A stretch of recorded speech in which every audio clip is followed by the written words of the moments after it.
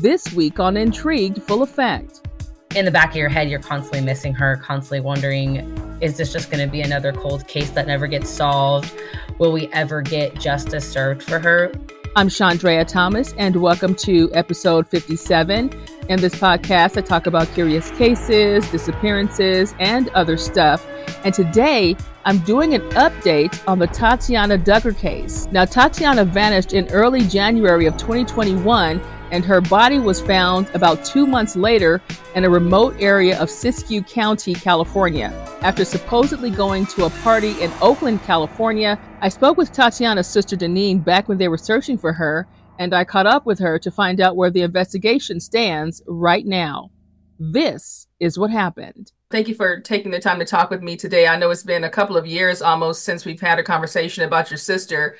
And I'm just really curious about where things stand right now, because when I did like a Google search to see what was going on, every once in a while I'll go and check, and it's like I haven't seen anything since 2021, it seems like. So Tell me kind of where things are right now with the investigation into your sister's case.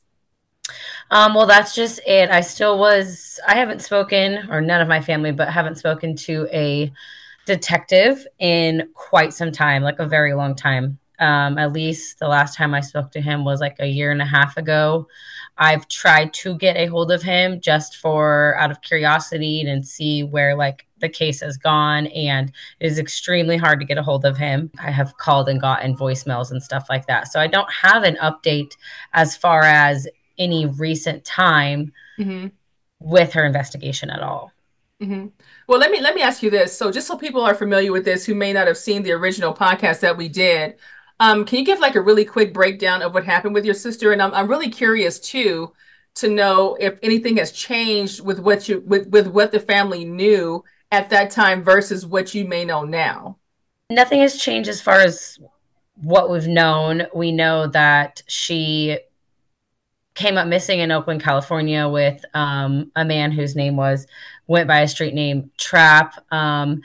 There were some people who were like brought in and questioned, but nobody has been arrested for it. Nobody has been charged with anything. There was not enough findings or information to link the people that they brought in on this case. It was just no help. She was gone for 3 months, and a hiker found her body in the woods, sorry. And since then, we've kind of just been dealing with grieving, and it seems as though life has to go on. So you continue about your days, but in the back of your head, you're constantly missing her, constantly wondering, is this just going to be another cold case that never gets solved? Will we ever get justice served for her? And we don't have those answers because it's so hard to get anything even going. It was hard in the beginning of the case. Now it's even harder, it feels like. And that's what I'm wondering too, because I know she went missing, was it January of 2021, right? Like January 9th, somewhere in there. I would say the last contact that she had with anyone. And so just from your understanding, what was she supposedly doing at that time? For those who may not have heard the first podcast. So she was supposedly in Oakland with someone who she thought was a boyfriend, or at least our family thought was her boyfriend. His statement was that he took her to a party and she came up missing. We know that's not true. That is one thing we know for sure. And we started treating the case as like a human trafficking case, just because of the area that she was last seen in and the type of person she was associated with. And when we went from there, it was just trying to find her and do everything we can to get more information. And there was never anything like, was there really a party? Like, did she ever really go to this so-called party at that time? We have no proof. We just know that when they fact checked him, it wasn't correct. We don't know if they went to a party. We don't know. But as in our family, we know he's lying. We know that's not the truth. Do you feel deep down that it was a human trafficking situation, that she may have been drawn into that? Yes, 100%. Why do you feel that way? Just the context and the people that were brought in for the investigation, and pretty much that, just the context and everyone that was brought in for the investigation, and knowing the area that she was in. So at this point, I know that you were going to try to do some checking to see what was going on with the investigation as far as things right now. So what was like the last update that you got? Like, what was the last, I guess, new bit of information, if any? The last new bit of information that we got was that they were trying to, the distance, the amount of space, mileage, whatever you want to call it, from where she was last seen to where she was found was extremely far. I think it was like over 600 miles or something like that from Oakland, California to Siskiyou County. Was they were trying to figure out when and how did she get up there. The area that she was in was also very like a local area. It wasn't a common space for people to go hiking. It was used as like a back road for access point into the woods, but people did use it for hiking. So it wasn't traveled a whole bunch, just certain things like that that didn't add up. And so they were trying to figure out if there was anything that could help them figure out how she ended up there being so far away. That was what they were last working on. Yeah, because as far as what I remember, it's a Siskiyou, because I was trying to get that pronunciation down. I was like, am I Mm-hmm. saying this right? So when I think about the time frame of when she was missing and when her remains were discovered, it was about 2 or 3 months, right? Somewhere in there. To the end of January, February, March, end of March, beginning of April. Yeah, so about Mhm. 2 or 3 months. Wow. So what was that? What was that phone call like for you? How did you guys actually find out that it was her?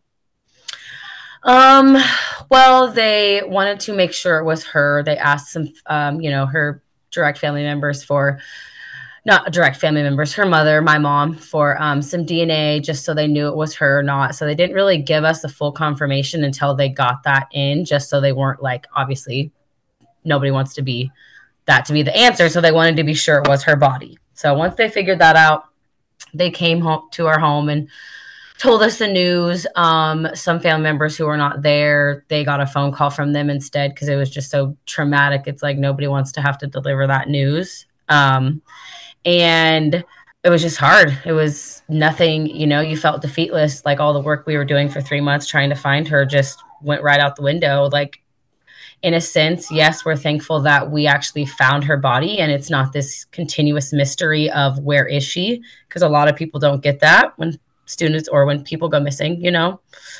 So we do have that, but it's still, we have no justice. And that's the most difficult part, as far as your family goes. How have you guys been able to manage this? Have you tried to hire your own investigators or anything like that? Like, are you guys trying, or do you guys hit the ground still every once in a while just to see if anything has come up or dredged up or anything like that? We still periodically get, people were really invested and involved into it. Like, oh, well, I heard it happen this way, or this is actually, there's people that have hearsay stories and pretend or say they might have some information. So we'll follow those leads. We look into that, but nothing's came of it. It's just kind of hearsay. I've tried to contact the police, or I should say detective, a few times, and that's been not successful at all.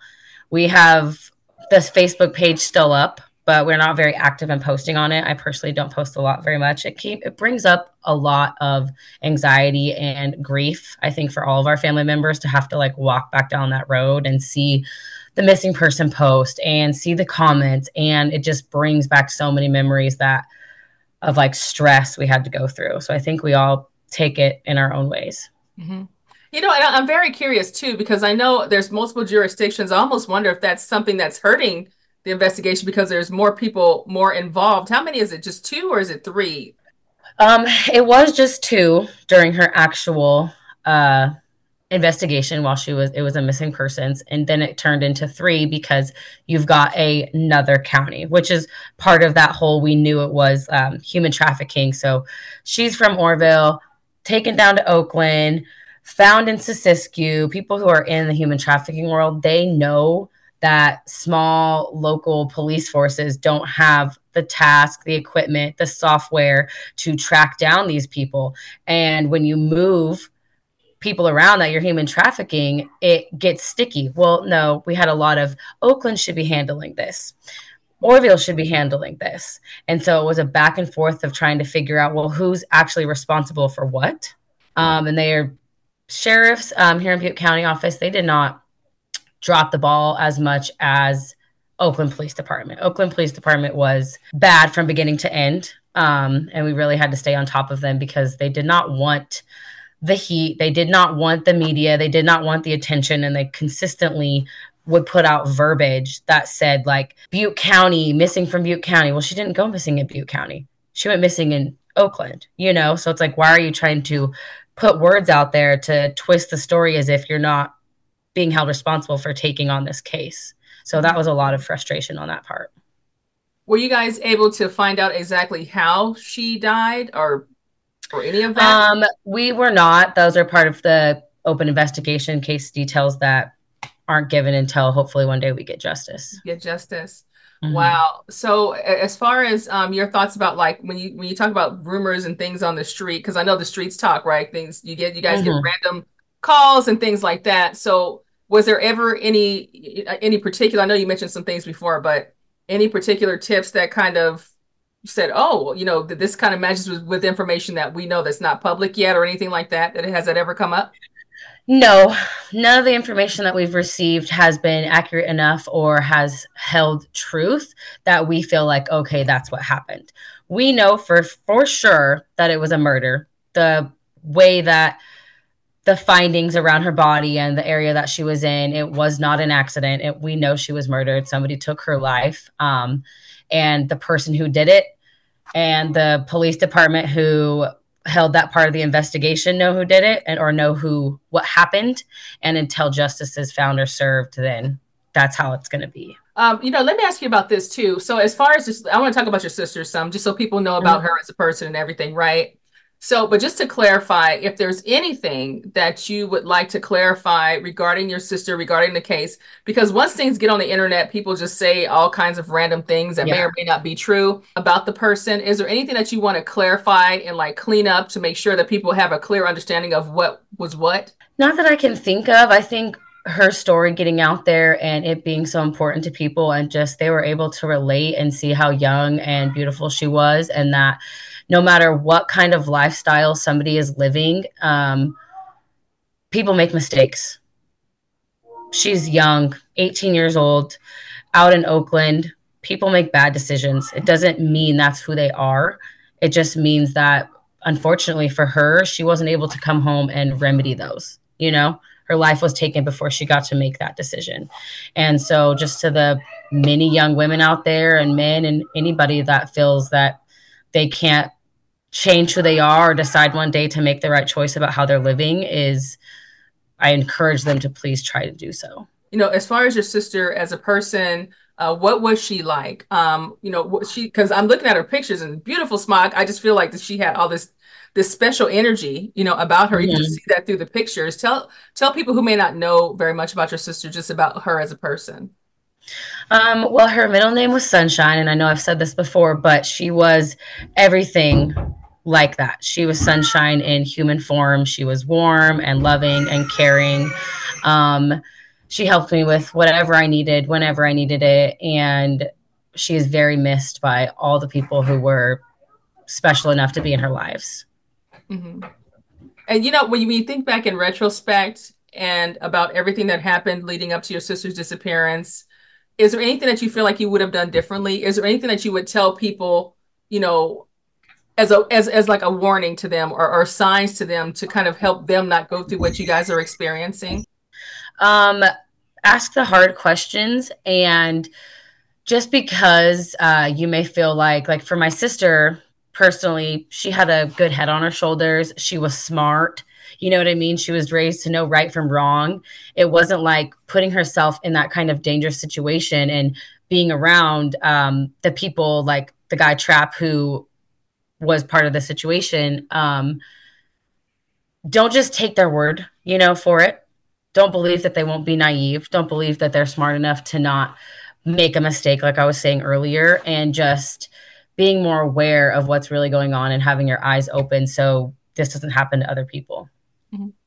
Any thoughts for people who may have information? And is there a reward at this point for any information? There was still the reward in Oakland for CrimeStoppers for $10,000. I have not recently checked in and see if that is still available, but as far as I know, it should be. There's no reason why they would take it away. I'm not like really knowledgeable in that area, but I do know that is still out there. And anybody with any information, please do come forward. It was a very, I wouldn't say high profile, but if you followed the case at all, tons of people sharing, tons of people interested in it, that might have been a reason for someone who knew some important details to not come forward.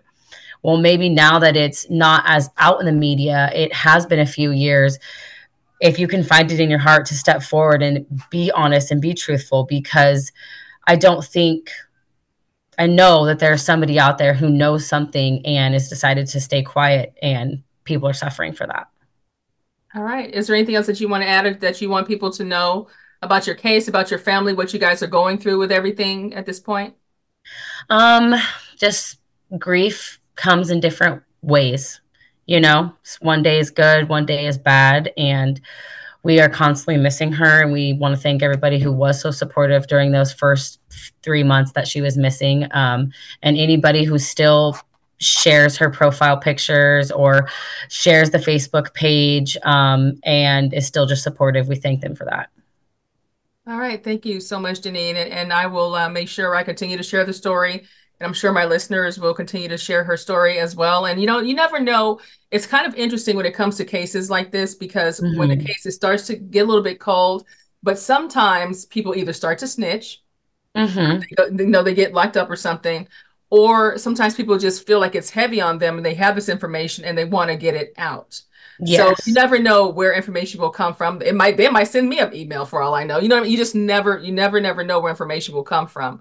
So I just think that keeping a story alive will just kind of keep it in mind for people. And hopefully you never know what'll come up, Yeah, that's our hopes. And we do have faith that one day justice will be served. It's never going to bring her back, unfortunately, but somebody deserves to be put away, be put behind bars for taking her life. When it comes to my final thoughts about this case, the one thing that comes to my mind is that clearly someone out there saw something, someone out there knows something, and they need to call authorities anonymously and let them know what they need to know to make an arrest in this case. I feel for the family. I know Daneen was saying, yes, we know where she is, but we need to get justice for her. She was only 18 years old, just starting out in her life. Tatiana was young. Yes, the decisions may not have been the best decisions, but she was 18. What 18-year-olds won't make a mistake, right? And so I'm hoping that through this podcast and hopefully through sharing her story, that more people will have conversations about this, and maybe some information will come out of nowhere to help this family get the justice they deserve for their loved one. If you have a story that you want me to check out, just visit me on the Intrigued Full Effect website or email me at intriguedfulleffect@hotmail.com. Until next time, be safe and stay true.